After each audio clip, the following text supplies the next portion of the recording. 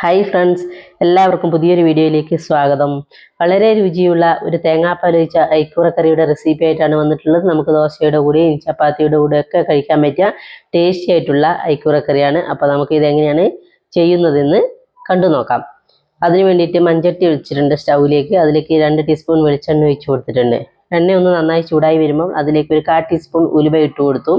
നമ്മുടെ ഉലുവയുടെ കളറൊക്കെ ഒന്ന് മാറി വരുമ്പോൾ നമ്മൾ അതിലേക്ക് അല്പം ഇഞ്ചി കുത്തി അരിഞ്ഞത് ഇട്ട് കൊടുക്കുന്നുണ്ട്. അല്പം വെളുത്തുള്ളിയും കൂടെ ചേർത്ത് കൊടുക്കുന്നുണ്ട്. അപ്പോൾ ഇതിൻ്റെ രണ്ടിൻ്റെ പച്ചമണം ഒന്ന് മാറുന്നവരെ ഒന്ന് വഴറ്റുക. പിന്നീട് അതിലേക്ക് ഇട്ട് കൊടുക്കുന്നത് കുറച്ചധികം കൊച്ചുള്ളിയാണ്. കൊച്ചുള്ളി ഇട്ട് കൊടുത്തിട്ട് തയ്യാറാക്കുമ്പോഴാണ് ഇതിന് കൂടുതൽ ടേസ്റ്റ് കിട്ടുക. ഇനി കൊച്ചുള്ളി ഇല്ലാന്നുണ്ടെങ്കിൽ സവോള ചേർത്താലും മതി.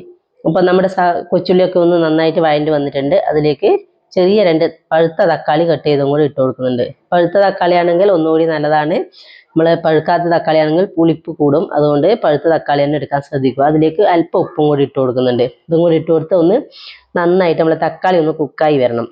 തക്കാളിയൊക്കെ ഒന്ന് കുക്കായി വരുന്ന സമയം അതിലേക്ക് 1/2 ടീസ്പൂൺ മഞ്ഞൾപ്പൊടിയും 2 ടീസ്പൂൺ എരിവില്ലാത്ത മുളക് പൊടിയും കൂടിയാണ് ചേർത്ത് കൊടുത്തിട്ടുള്ളത്. അപ്പം അതും കൂടെ ചേർത്ത് കൊടുത്ത് ഒന്ന് ഇതിനെ വഴറ്റിയെടുക്കുക. സ്റ്റൗ ഓഫ് ചെയ്തിട്ട് വേണം പൊടികൾ ചേർത്ത് കൊടുത്ത് മിക്സ് ചെയ്യാൻ വേണ്ടി. കാരണം ചട്ടി നല്ല ചൂടായിട്ടുണ്ടാവും. അപ്പോൾ ഇതെല്ലാം ഒന്ന് തണുത്തതിന് ശേഷം നമുക്കൊന്ന് അരച്ചെടുക്കേണ്ടതുണ്ട്. അപ്പോൾ അത് ജാറിലേക്ക് മാറ്റി അതേ ചട്ടിയിൽ തന്നെ 1 ടേബിൾ സ്പൂൺ വെളിച്ചെണ്ണ ഒഴിച്ചു കൊടുത്തു. അല്പം കൊച്ചുള്ളിയും കൂടെ ഇട്ട് കൊടുക്കുന്നുണ്ട്. അപ്പോൾ നമ്മുടെ കൊച്ചുള്ളി ഇട്ട് കൊടുത്ത് ഒന്ന് കളർ മാറുന്നവരെ വഴറ്റുക.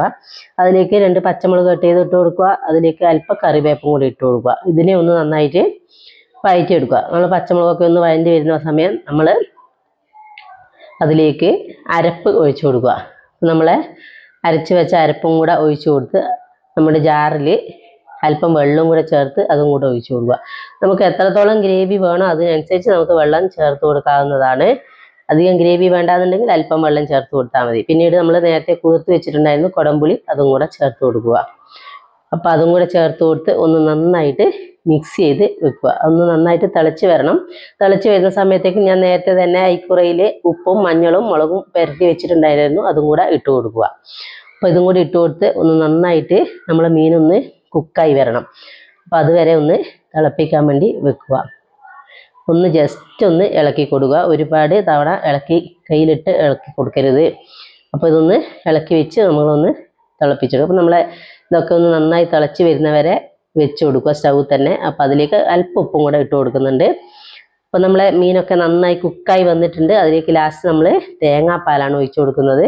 അപ്പോൾ തേങ്ങാപ്പാലും കൂടെ ഒഴിച്ചു കൊടുത്ത് നമ്മൾ സ്റ്റൗ ഓഫ് ചെയ്യുക. കാരണം തേങ്ങാപ്പാൽ ഒഴിച്ചു കഴിഞ്ഞാൽ കൂടുതൽ സമയം തിളക്കരുത്. അതിൻ്റെ മുകളിലായിട്ട് അല്പം കറിവേപ്പ് ഇടുക. 1/2 ടീസ്പൂൺ പച്ച വെളിച്ചെണ്ണയും കൂടെ നനച്ചു കൊടുക്കുക. എന്നിട്ട് നമ്മൾ ഇതിനെ അടച്ചു വെക്കുക. അല്പസമയം കഴിഞ്ഞ് മാത്രമേ എടുക്കാവൂ. അപ്പോൾ ഇന്നത്തെ വീഡിയോ ഇത്രയേ ഉള്ളൂ. അപ്പോൾ നാളെ നല്ലൊരു വീഡിയോ ആയിട്ട് വരാം.